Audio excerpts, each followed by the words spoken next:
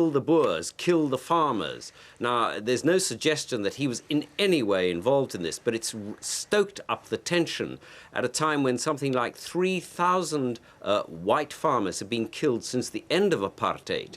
And so people turn around and say, well, you know, you're creating the kind of atmosphere in which this can take place. Now, what has happened in this particular case is that 2 farm workers have, as you said, been arrested. But some people may turn around and say, well, how could they be arrested so fast? This smacks of a cover-up. So the motive itself, then, unclear at the moment. But as you say, clearly a disturbing turn of events going on in South Africa, then, with racism very much prominent.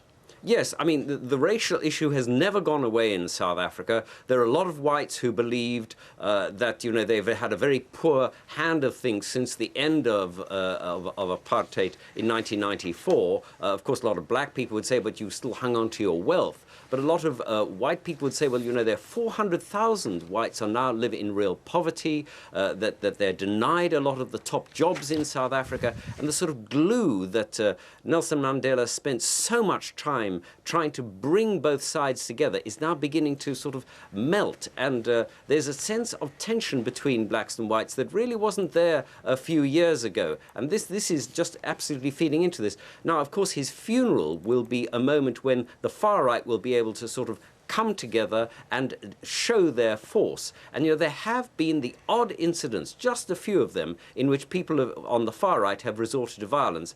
And, of course, coming just before the World Cup, this couldn't have been a worse time.